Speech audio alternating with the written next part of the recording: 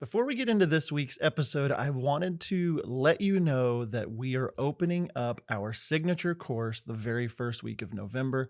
We've changed the name of it from the Complete Wedding Videography course to the How to Film Weddings course, and we just finished re-recording the entire thing. It's been a few years since we recorded the Complete Wedding Videography course, and Nick and I got together and re-recorded everything. Couple things to know about this. If you've already purchased the course, we're going to be updating it and giving it to you for free. So log into your account and you'll be able to find it. If you don't know what our course is, it is the handbook for wedding filmmakers. It's everything you need to know about business, shooting, and editing. And Nick and I walk through the 10 steps that you need to do as a wedding filmmaker to continue to level up your business year after year, to continue to cycle upward with your chart, what you're charging, yes, but more so the kinds of couples you're working with. Do you work with the couples you want to be working with? Are you getting paid what you want to get paid? And then finally, is the work that you're creating invigorating your soul? Is it making you just excited? Is it making you feel fulfilled?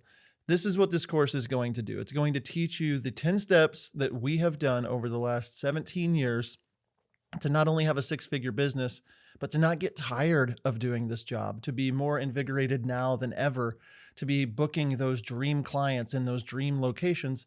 And I went through over the last couple of years and I've really dissected everything that it's taken for me to go from a brand charging $750 for my first wedding to now booking weddings over $20,000. And not just booking weddings for $20,000, but working with couples that absolutely freaking love me. They love working with me, not just because they like me as a person, but they love the brand. They love the work. They love the result. So the very first week of November, we'll be opening the doors. We're going to have a lot of giveaways, a lot of things involved, but I just wanted to pop in here before we started this week's episode so that you could know the Complete Wedding Video course is now the How to Film Weddings course, and it's coming out the very first week of November. If you have questions about it, just send us an email to hello@howtofilmweddings.com or send us a DM at How to Film Weddings on Instagram.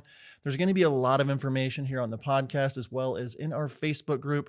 We are very excited about this. I mean, like very excited. You can head to howtofilmweddings.com to check out all the information. And with that, let's go ahead and hop into this week's episode. Hello and welcome to this week's episode of the How to Film Weddings podcast. My name is Nick Miller. Today I am flying solo. John is feeling a bit under the weather and I said, you know what, buddy, you take the day off. I have got it. I am joined by Madeleine from Films by Madeleine. Her work is some of my favorite. She is incredible at what she does. She's very intentional about the things that she does. And just hearing her talk about timelessness and how she incorporates authenticity into her films and it's just it was so inspiring. It really vibed with who I am as a filmmaker and the direction that I want to continue to evolve and go. Before we hop in, I want to mention one of our sponsors today, and that is Second Society. If you are a second shooter or you're looking for second shooters, head over to howtofilmweddings.com/Second Society. You can get all the information there. Jimmy has put together an incredible resource where if you're looking for shooters or you are shooters, you can find people in your area with their gear, with their skill set and all sorts of things. So head over to howtofilmweddings.com/Second Society to check it out. It's an incredible resource that if you need second shooters, definitely check it out. All right, with that, we are going to go ahead and jump into this week's episode of the How to Film Weddings podcast with Films by Madeleine. All right, well, there she is, Madeleine of Films by Madeleine, hopping on the podcast today. How are you doing? I'm good. I am just I feel like I'm in the zone looking at my camera, making sure it's rolling, making sure everything's going, but I feel good. It's morning for me, so it's a gloomy day, which is nice. Dude, it's raining here. Like it hasn't rained here in Wichita in a while and everyone's freaking out. We've gotten so much rain just in the last 2 days and everyone's like, yes, I love it. And I'm like, it finally feels like fall here. You know, with the overcast and the rain and the leaves are starting to change color. It's very nice. Very nice. I was going to say, you probably get some lovely leaves where you are. We do. Yeah, we do. Does the wedding season extend through fall for you? Oh, for sure, for sure. In the Midwest, I think it's not common to shoot through mid-December. I mean, it's not all pretty and stuff outside still then, but we have leaves and nice fall looking weather probably till mid-November, if not a little after. So, Wow. Yeah. That's nice lovely. here. That's one thing I miss in Southern California. The leaves don't really change a ton. Like if you maybe go Do you east even of have it- seasons? Do you even have seasons No. where you live? which I'm sad about. Like, yeah, Aaron, my husband Aaron and I are always talking about where's next for us if we want to move somewhere, because we love San Diego, but it's just really expensive to live here, and our friends are here, which is awesome, but I miss seasons. Like I grew up in Oregon, so I miss like having those gloomy days where you don't feel bad if you're like, I just want to stay inside and like do nothing today or go hike in the rain. It's just fun. So if you live up there, I'm jealous. Yeah. Yeah. We went to Oregon this summer to visit my brother, lived up there. And it's just, even in the middle of the summer, it was still nice and not too bad. But yeah. Though every time someone talks about Southern California, my friend I had a while ago, met him at WPPI, and he said, I was talking about perfect weather, and he's from San Diego, and he was like, if it's below 67, too cold. Above 73, too hot. I'm like, you're spoiled. It really is. I know. It's pretty wild, but yeah, grateful to live here. Yeah, for sure. Other than the price of stuff. I mean, every time we travel, that's what I say. Oh, this is great, but it's expensive to live. Fill in the blank. So anyway, we're just, I'm sure that, you like to have deeper conversations, and talking about the weather for like 10 minutes. Yeah. You're like, let's move on. Let's talk. So that's what we're going to do. You've been, it's been a while. You've been on the podcast before, but I wanted you to just kind of catch up real quick, and then we'll kind of, see where the conversation goes from there. But for people that maybe this is their first time hearing about you, or, hearing your voice, or have never followed your work or anything, why don't you just kind of give us a quick recap of who you are, what you do, and kind of what you've been up to lately. Yeah. So maybe you've heard me on the previous episode, which was filmed or recorded like in 2020 or 2021 or something. Yeah, it was which a while ago.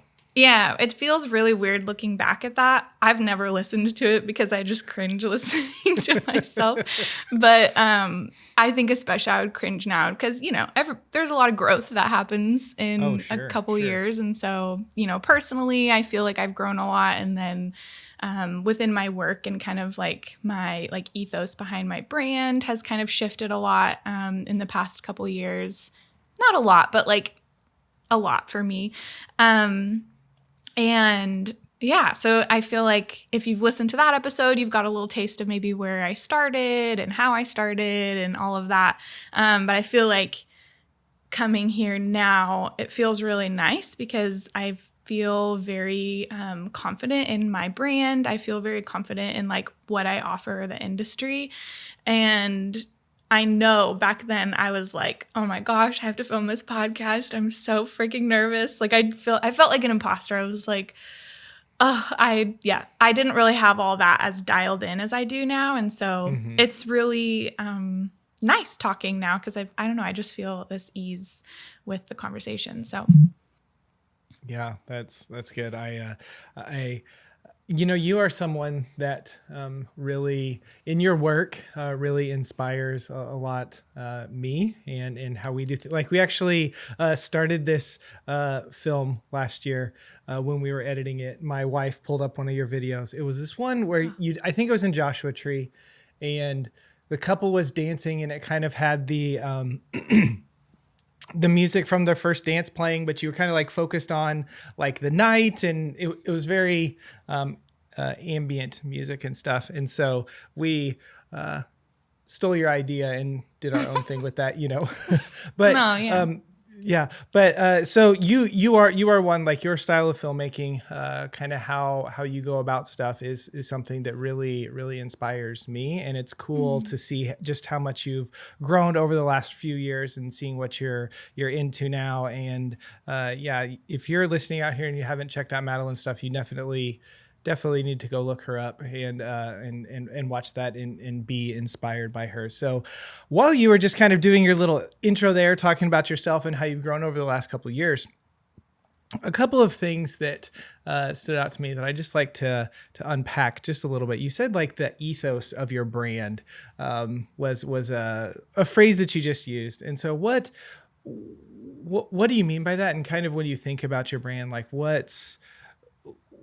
what direction have you been going in, and what are you focusing on with that?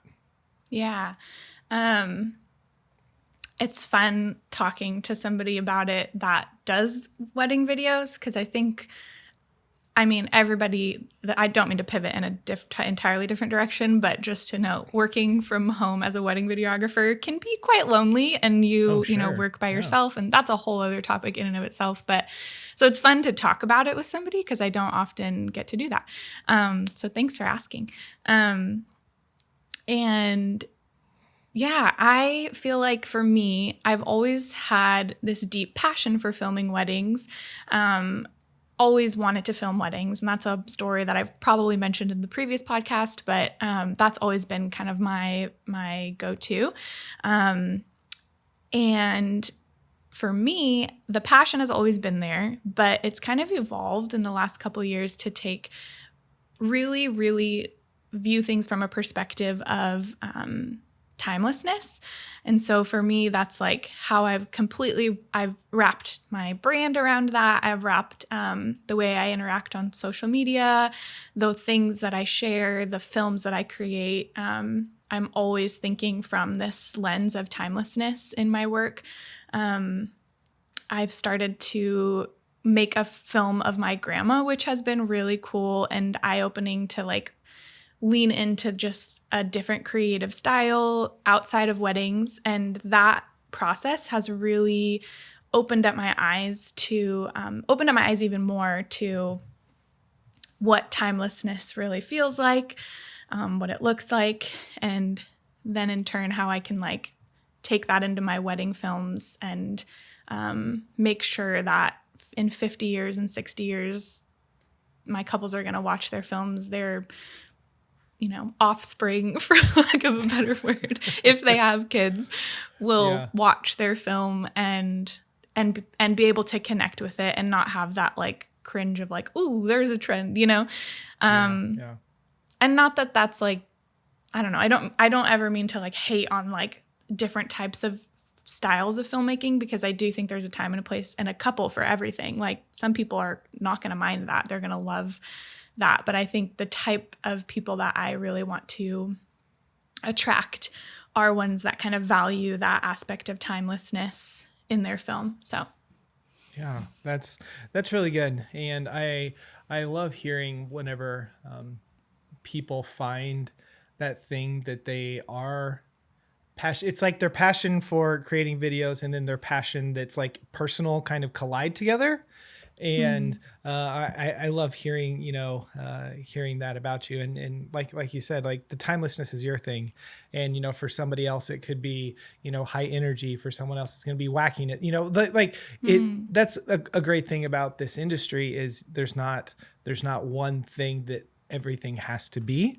And, absolutely. We're all offering different things. So I'm sure as you were talking about the timelessness of your films and the direction that you want to go with that, there's people out there listening like, ooh, I really like that idea. I like the, heirloom idea. I like the idea of being able to pass on a video to generation, all that stuff with timelessness. So what things are you looking for whenever it comes to timelessness? Like, are you looking for specific things on a wedding, or is it more in the edit, or is it kind of a combination of both? Like when you think of timelessness, and if someone's like, ooh, I want to start creating timeless videos, what direction would you point people in? Yeah, that's a really good question, and challenging for me to like break it down. So bear with me. But as you were speaking, kind of some images were popping in my brain of how that kind of plays out. I'll start with maybe it feels more leaning into the edit, if just to kind of blanket statement over that, but I do feel like there are elements within the filming itself that comes into play. For me, with filming, I really want to capture what's actually happening. I don't really want to create something that like, I don't want to capture anything that feels artificial, because like when you look back at that, that was artificial. Your couple might feel like that was a little artificial. So for instance, like an example, I used to really want to get like, those cool shots of like the bride walking with the dress and like the slow-mo. Like I was like, okay, I have to fit this in the timeline somewhere. Like years ago, a couple of years ago, I really wanted that cinematic shot, which is beautiful and it's lovely. Like when I look back at my films that have that shot, I'm like, oh, that's so beautiful. And I'm sure the bride felt so stunning in that shot.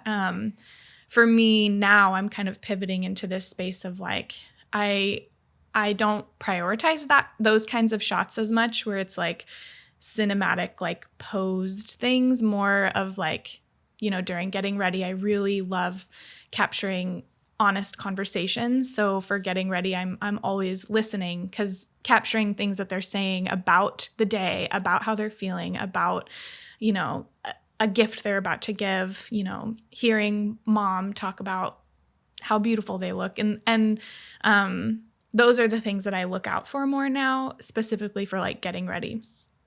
And I love getting ready, by the way, too. I think it is such a beautiful like time to capture those anticipatory feelings that couples might feel. So yeah, getting ready is something that I just love a lot. I think it's a very sweet thing to capture and focus on. As far as like the rest of the day, it kind of just that lens continues. So just making sure I'm really capturing things from an honest perspective.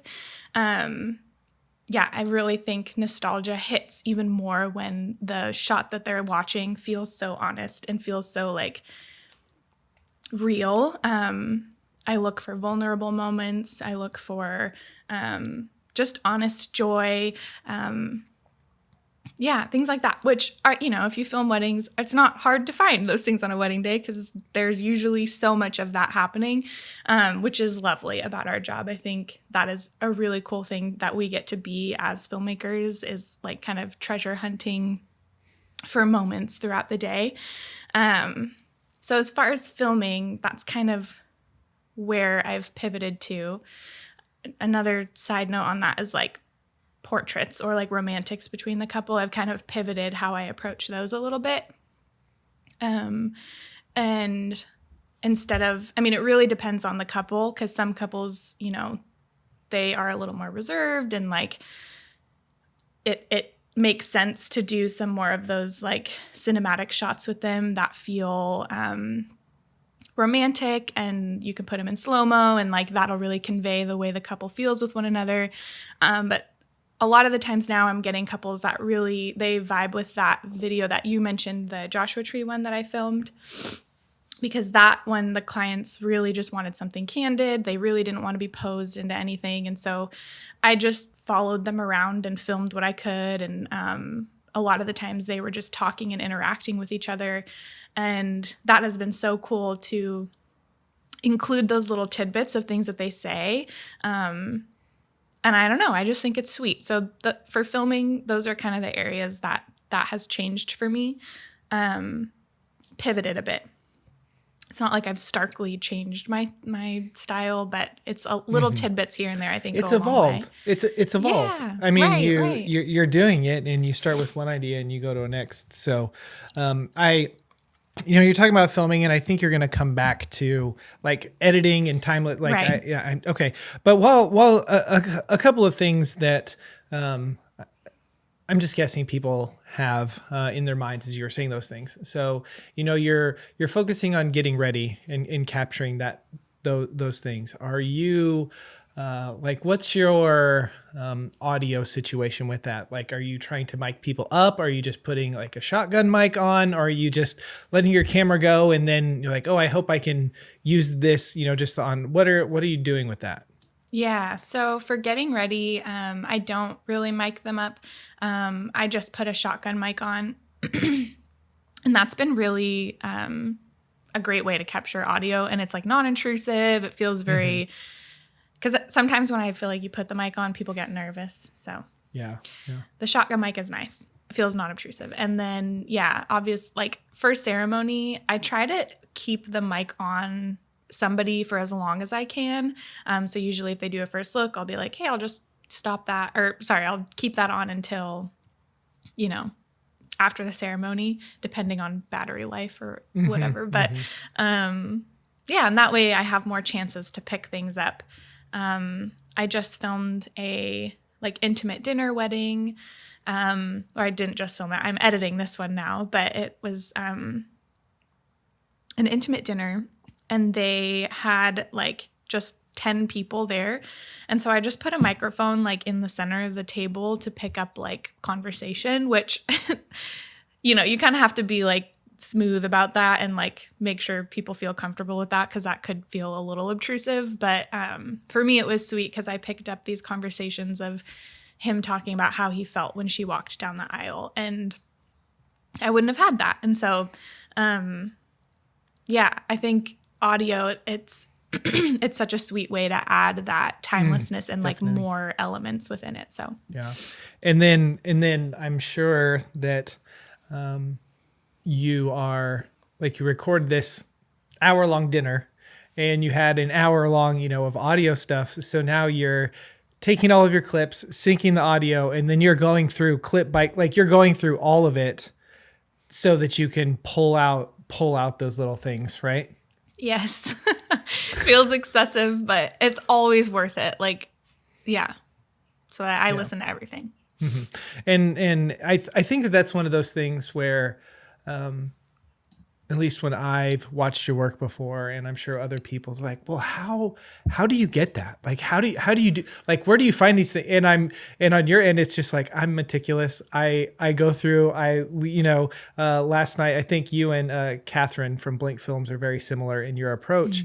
And she was, in our mastermind last night doing a thing, and she talked about how she just goes through every single piece and listens to everything. And I'm guessing that your approach is very similar, that you go through, because those are the things that make your films, is you're finding these little cute things that I think most people might maybe gloss over, or it's not, I don't know. It's just a conversation. So anyway, that's really cool. So you're just going through, listening, and that does add to that timelessness. Whenever you can have those real, those more authentic, those more genuine kind of moments can add to that. So, Right. So you have, that's wedding day capturing stuff. And then how are you infusing the timelessness stuff, on the other end of things, the editing?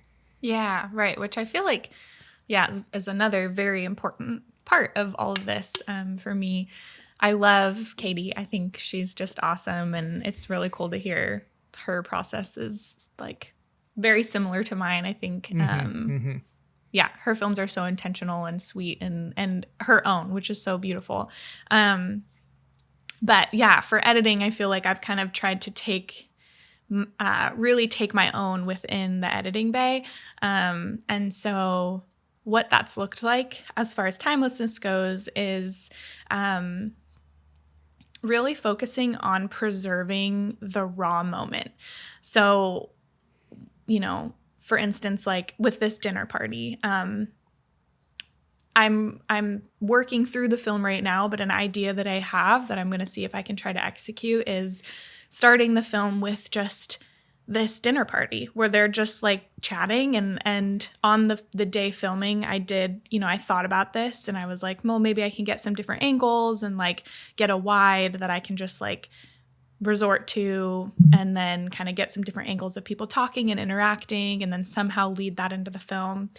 These are all, I don't know, little ideas that come up, but in the editing bay now, I'm trying to really piece this together where it feels it flows really natural, and it almost feels you're back in this moment watching yourself have dinner with your closest people.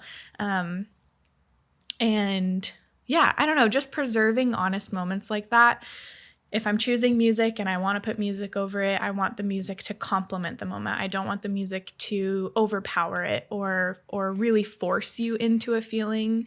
I want it to complement the moment and make the moment feel elevated rather than the music taking over. Those are just like little things, but yeah, I really try to, where I can, include just raw moments here and there.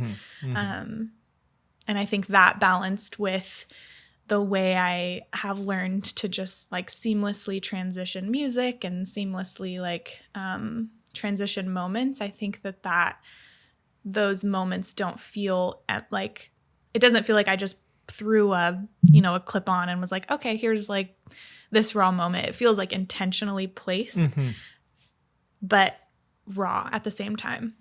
Yeah.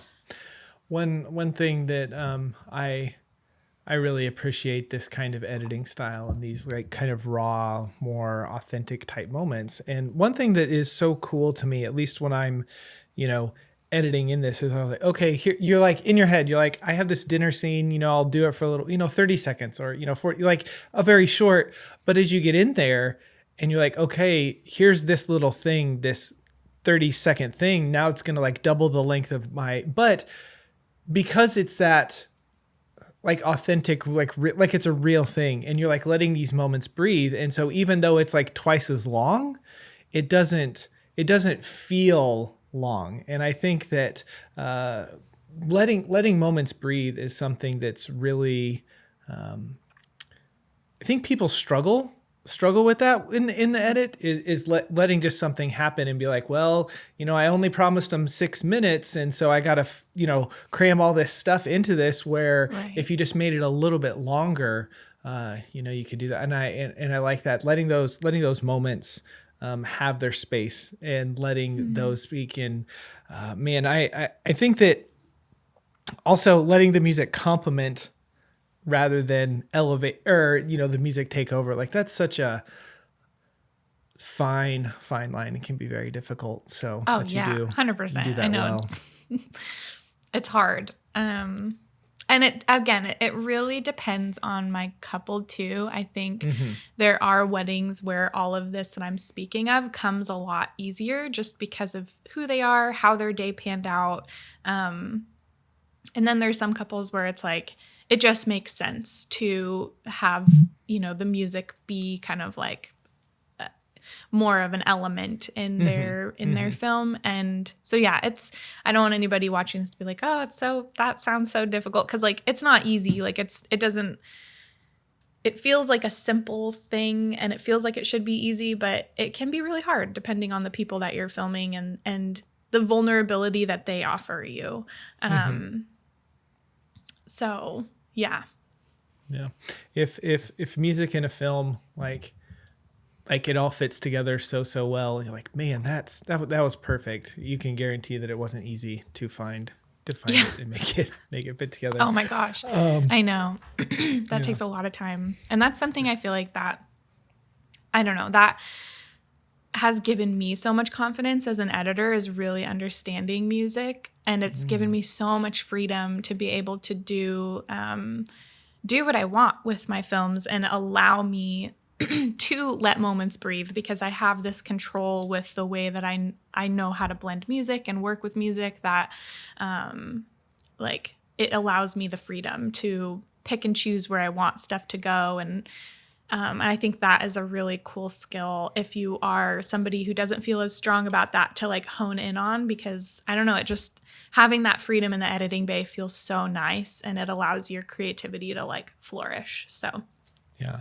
When you just said, you started to understand music, what do you mean by that? Are you talking more than just like keys, or like what exactly? I'll just let you open that. Like what do you mean by understanding music more?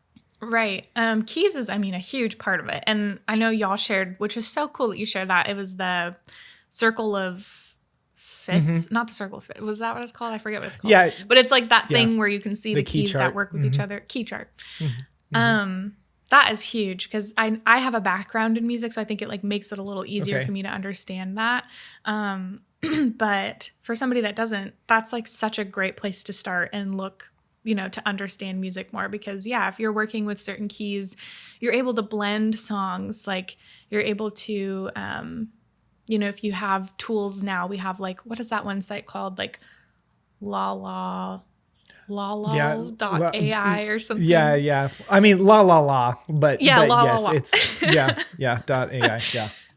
That is another great site that you can like work with the songs that you have, pull out instruments you don't want to hear, pull out vocals, strip down the vocals. And it's just like knowing the tools to be able to manipulate the music in a way. And then, key structure, just keys are so, it's a simple thing to learn, and it's so freeing when you do learn.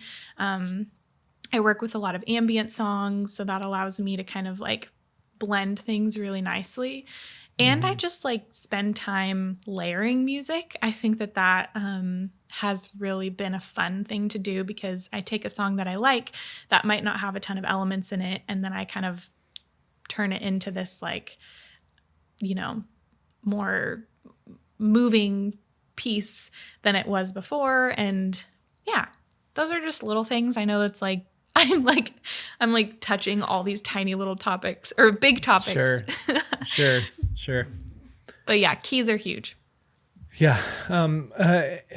It's no surprise to me whenever I find people that have a music background that come into this, like the video side of stuff, and that their stuff it's like it's instantly better. Just because they understand some stuff with music and how music works and those kind of things, which is really cool. And just, there's so many things out there, but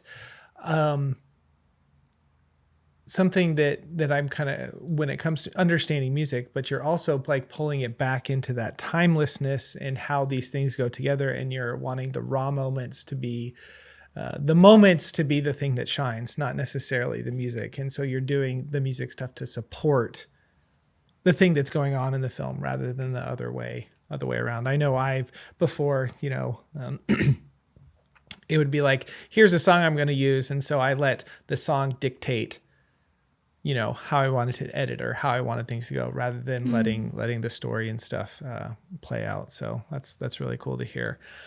One thing that you, in the beginning, also kind of mentioned in passing, you're talking about this project you're doing about your grandmother. Yeah. And can you just speak on like your idea with that, what you're doing with that, if you're comfortable, if that's okay. Yeah, no, absolutely. It's it's a hard thing to talk about. Yeah. Just kind of your idea behind that, and then how, if you can think of like, how has maybe your wedding video stuff like influenced what you're doing there, but also what have you learned by doing this about your grandmother that now you're pulling over into the wedding video stuff? Yeah. So this film about my grandma, she finally let me make one of her. She's like the type of person that hates being recorded. She feels like she's like transplanted from like a different time. I'm sure everybody feels this way about their grandparents, is they're just like, she just does things her own way. She always has. And it's beautiful to see the way she lives life. And so I've always been really inspired by that. I'm inspired by her home. Her home is the same place that she raised her 7 kids in. And It's this really humble home with like, it's not huge. It's very small actually. And like, but it's filled with all of these little pieces of her life. And she lives by herself now. So her life is just very unique to me. And it's lovely that she's 90 years old and is still volunteering and like raking her yard. And I don't know, she's just awesome. I love her so much. So I finally had her say yes to me making this film of her with no real direction other than just like starting to film her. I was like, I'm just like gonna just start filming grandma doing what she does, because I wanted to capture just the honesty of her. And that's something she told me. She's like, I'm not like a movie star like your clients are. And I was like, they're not movie stars either. Those are real people that like I get the honor to showcase in a way that is lovely. And anyway, so this film, I have kind of this general concept with it that I'm rolling with. It has a lot to do with time. In fact, that is like what it's about. I'm going to be capturing footage. I don't have a deadline of when this needs to be done. It's more of just like when I feel it starts to come together, and I have the footage that I want, then I'll feel good about it and I'll start editing it. And I don't know when that will be. But for now, it's more just gathering footage of my grandma. Has to do with different seasons. I'm really trying to focus on capturing her in different seasons of the year. I have so many little things. I'm so excited about it. But the gist of it is, that is what it's about. And as far as how that has kind of pivoted my mindset and perspective within weddings, I think, again, it's just leaning into that timelessness piece of feeling so strongly about preserving people and preserving places and moments as they are. There's just something so powerful about that. It's just so lovely. I think oftentimes in the wedding world, I can get a little frustrated with the wedding world where it feels like very much about and this feels so controversial to say, but like it feels about like the fluff a lot of the time, where that is fine. Like I think that there is so much beauty in creating a moment that you feel like design wise, you feel excited about and all this. But at the end of the day, like what matters so much is like your presence on your day. And as filmmakers, we know that because like we sit down and watch, all these moments from your day, and it's so special to get to see these honest moments happening. But for me, ushering my clients into that and like making sure that they know that that is my perspective when I come into their day has been really important for me to create the films that I feel so creatively fulfilled by.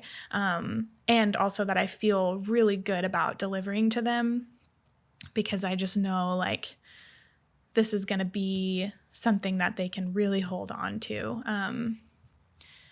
Oh my gosh, did that make any sense? I'm like, yes. I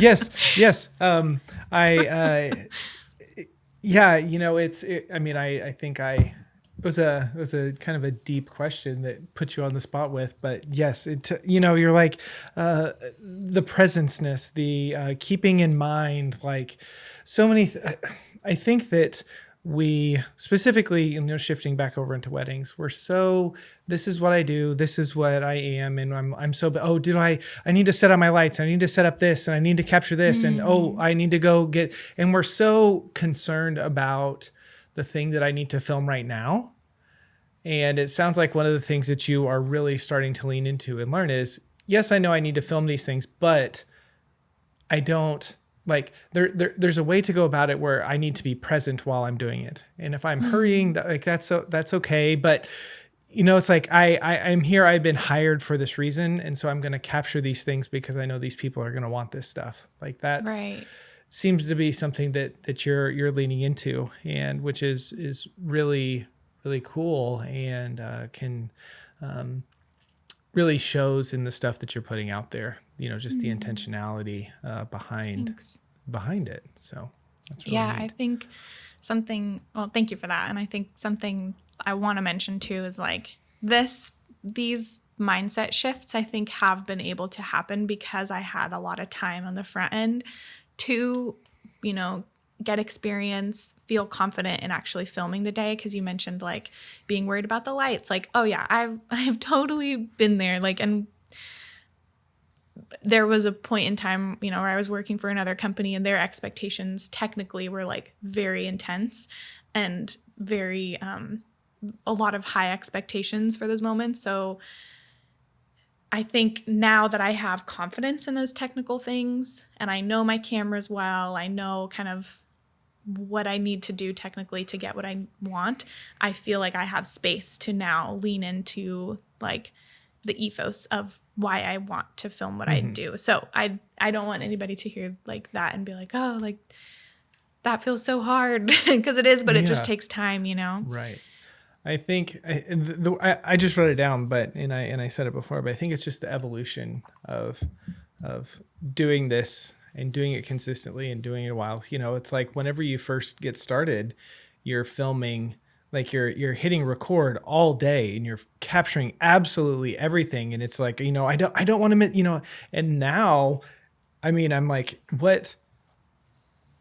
what's the least I can film on a wedding day? And, still, I'm not, like that's not actually, but, right. but the more you do it, the more you know, and you're like, I absolutely know I am not going to use the shot of the food on the buffet line in my film. Like I just, and like, you don't know that until you do it enough and you're like, oh yeah, like why am I filming the, like that sort of stuff. So there's that part of it. And then, at first it's, my lighting, and to get the toast lighting look correctly, I need this one here and this one here. And it, can take you some time to get that set up and figured out. But after you do it for a while, you get those repetitions. It's more second nature. How to expose your camera. At first but then you get it down, you're like, oh, it's like, okay, I'm done. I'm ready. So I think it's just a natural progression and natural step in after getting more of the basic stuff down. And then you're able to really lean into these things that you really want to. And I think that, one of the things about running a business and stuff, we'll harp on and preach on about, figuring out your brand and who you want to serve and, like all these, which are very, very important. Right. But it's kind of hard to figure that out when you're in your first year of business. And it kind of, it some of these things you can have a good idea, but you don't know until you actually experience it a little bit. And so I think I wonder, you can answer this because it's a question for you. As you talk about this direction, this timelessness and stuff, would you say that when you started, like this is where you wanted to end up, but you didn't know how to articulate it, or you didn't know how to figure out how to get there, and it just took you this time to figure that out? Yeah, absolutely. That's a great question. My mail person just came. So this is the best light in my house, is in the front. He's awesome. That's great. But, that's great. If you heard him, sorry. I didn't. But hi, mailman. Okay, good. Yeah, that's a great question. Honestly, I think yes. I think this was kind of where I wanted my work to end up. Obviously, I'm not like, I don't feel like I've arrived. Nobody ever rarely feels that way because there's so much room for growth always. But this perspective is definitely where I've always wanted my work to end up. And that feels really cool. I had a moment, oh my gosh, I was looking through my old Google Docs, and I wrote in 2019, when I first started, I wrote like this 5-year plan or something. And it was about like pricing too. And I was like, it said by 2023, I want to charge $5,000 for a wedding, which at that time I was like, that would be so amazing. Like when it's a huge amount of money, like that's amazing if you're charging that and people are hiring you for that. It's just been really cool to look and see now. Like I had a booking the other day that was for, like, I don't mean to be like boastful, but like it was, 3 times, or it was, I don't even know math, but it was like $19,000. And like that to me feels like nuts. That I just had a moment where I looked at that and I was like, I would have never dreamed to be charging what I am. But I really think that perspective and like the confidence I've created in my brand and like how I create films has just like continued to lead me into this path now that I'm really grateful to be in. So yeah. Yeah, that's really cool. That's really cool. And it's one of those things, I think, whenever you watch people's work and if you follow them for a while or whatever, it's like, oh, I can see little, like, I bet there was in 2019, I bet this Madeleine that we're seeing today, like there were glimpses of her, right? You're like, you go back and you're like, sweet. Well, but I mean, you're like, it's there, but you haven't like fully developed. You haven't fully figured it out, And so you're like, you watch your stuff and you're like, if you go back, I bet you can pick out things like this, like that, like this moment right here.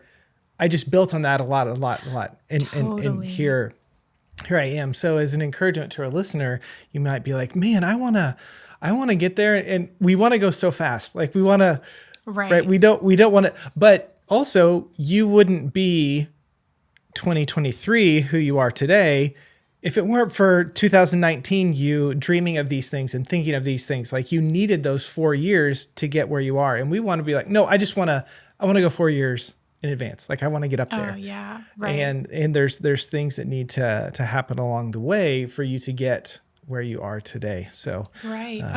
Yeah. That's like, even just picturing, like, I don't know, you made that correlation between like 2019 me and like, I'm even picturing myself when I was filming this with you all, like in 2021, and like just having so much grace with that version of myself too. Like, I think we can all be our biggest critics in so many ways with like, you know, everything in life. And I'm definitely like somebody that deals with that a lot, of just perfectionism, like wanting to, I don't know, having very high expectations for myself. Sure. And I don't know, having that grace for versions of you, past versions of you, like you didn't know, you knew what you knew and you didn't know what you didn't know. Mm-hmm. And now exactly. like years later, you know what you know, and that's just beautiful.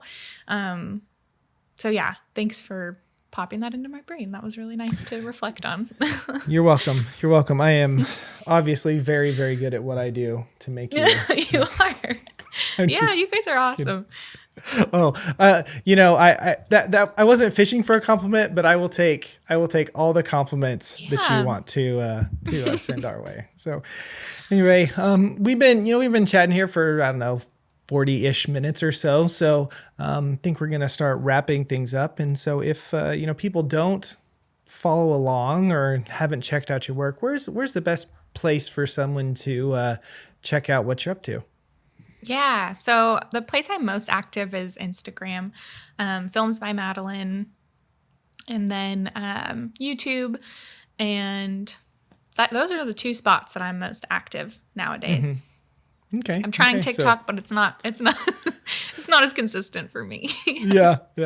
That's all right. So, we'll be sure to link Madeleine's Instagram and stuff and YouTube in the show notes and all that. So, man, it has been really, really cool to chat with you today and just, kind of hear your process and the encouragement. I feel very encouraged and inspired by just leaning into the timelessness and leaning into things and maybe thinking about weddings a little bit differently than mainstream kind of does there a little bit. So I appreciate you taking the time to come on, and good chatting with you. You too, Nick. Thank you so much.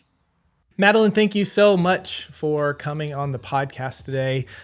So great to talk to you. So encouraged and inspired after hanging out with you for a little bit. Listeners, we appreciate you so much. Really, thank you for tuning in. Thank you for hanging out with us. Thank you for welcoming us into your lives. And hopefully you're inspired and you're growing your business and all of those things. So thank you so much for tuning in. I don't have much else, so I just want to say thanks for listening. And until next time, we will see ya.